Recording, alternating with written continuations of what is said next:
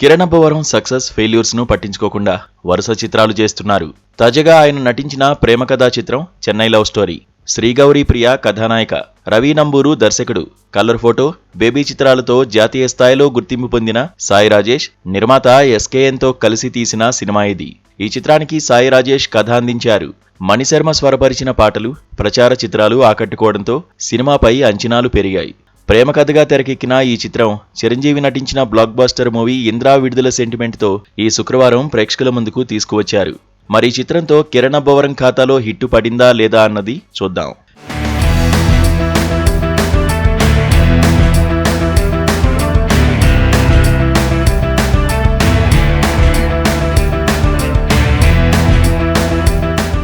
నెల్లూరుకు చెందిన స్టీవెన్ శంకర్ ఓ అనాథ. సినిమాపై పిచ్చితో ఎలాగైనా డైరెక్టర్ కావాలనే తపనతో చెన్నైలో వాలిపోతాడు. నివేదిత అలియాజ్ నివికి 3 ఏళ్లు ప్రేమించిన అబ్బాయితో పీటల మీద పెళ్లి ఆగిపోతోంది. చెన్నైలో ఉద్యోగం చేసే నివి మందుకు బానిసవుతుంది. ఆమె స్నేహితులను వారించి కొద్దికాలం తన్ను ప్రశాంతంగా వదిలేయమని కోరుతోంది. ఆమె స్నేహితులకు పరిచయమైన స్టీవెన్ను అదే ఫ్లాట్లో ఉండమని పిలుస్తారు. మొదట్లో నివి అతన్ని పట్టించుకోదు. ఓ సందర్భంలో అతనిపై విరుచుకుపడుతుంది కూడా. స్టీవెన్ అనుభవించిన సినిమా కష్టాలు తెలుసుకున్నాక ఓ నిర్మాతతో మాట్లాడి కథ చెప్పే అవకాశం ఇప్పిస్తుంది. అలా స్టీవెన్ ఓ మంచి కథ చెప్పడం, దర్శకుడిగా అవకాశం పొందడం జరుగుతుంది.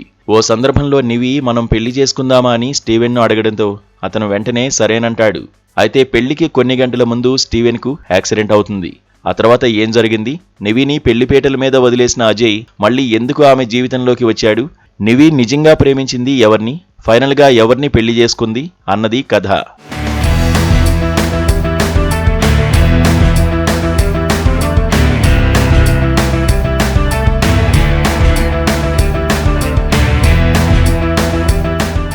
బేబీ సినిమాను డైరెక్ట్ చేసిన తర్వాత సాయి రాజేష్ రాసిన కథ ఇది. ఫస్ట్ లవ్ అనేది ఎప్పటికీ మెమరబుల్, అది ఎప్పటికీ శాశ్వతమని బేబీతో చెప్పారు. ఇప్పుడు ఆయన సెకండ్ లవ్ ఎలా ఉంటుందో చూపించే ప్రయత్నం చేశారు. అయితే ఈ 2 కథల్లోనూ 2 అబ్బాయిలతో ఓ అమ్మాయి ప్రేమ అన్నది కామన్ పాయింట్. అయితే ఇక్కడ ప్రేమలో విఫలమైన అమ్మాయి యాంగిల్లో చూపించారు. హీరోయిన్ పరిచయ సన్నివేశాలతో కథ ఆసక్తిగా మొదలవుతోంది. హీరో ఎంట్రీ సోసోగా ఉంటుంది. హీరోయిన్ ఇంట్లోకి హీరో మకాం మార్చినప్పటి నుంచి కథ ఇంట్రెస్ట్గా సాగుతోంది. ప్రేమ విఫలమైన బాధ నుంచి హీరోయిన్ను బయటకు తీసుకురావడానికి హీరో చేసే ప్రయత్నాలతో ఆసక్తిగా సాగుతూ అసలైన కథలోకి ప్రేక్షకుడిని తీసుకువెళ్తుంది. స్టీవెన్ నివి మధ్య ప్రేమ చిగురించడం, అది పెళ్లి వరకు వెళ్లడంతో ఆసక్తి మరింత పెరుగుతోంది. కథ కూడా జెట్ స్పీడ్తో నడుస్తుంది. దర్శకుడు కాలేడనుకున్న వ్యక్తికి అవకాశం రావడం, పెళ్లి ఆగిపోయి బాధ నుంచి బయటికి రాదనుకున్న అమ్మాయి మరొకరితో ప్రేమలో పడ్డం, ఆ ప్రేమకు మళ్లీ బ్రేక్ రావడం, దీంతో ఇంటర్వెల్తో కథకు ఫుల్ స్టాప్ పడిందనిపిస్తుంది. అయితే అక్కడి నుంచి ఫ్యాంటసీ జోనర్లోకి కథ వెళ్తుంది. ఇంటర్వెల్ సీన్స్ మాత్రం ఊహకు అందకుండా ఓ సస్పెన్స్లా ఉంటుంది.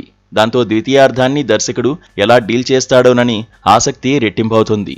ఫస్ట్ హాఫ్లో హోటల్లో పనిచేసే పిల్లాడు చనిపోయిన తన తండ్రితో మాట్లాడుతున్నాడు. ఇదెలా సాధ్యమనే సీన్కు సెకండ్ హాఫ్లో హీరో పాత్రతో క్లారిటీ ఇచ్చాడు దర్శకుడు.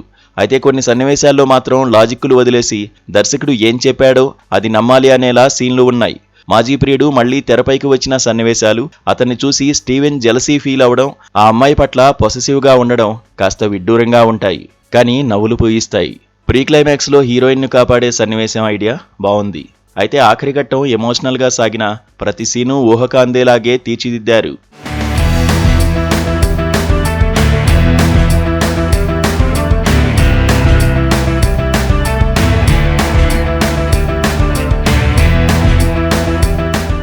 స్టీవెన్ శంకర్ పాత్రకు కిరణ్ పర్ఫెక్ట్గా యాప్ట్ అయ్యారు. అతని టైమింగ్ కూడా బావుంది.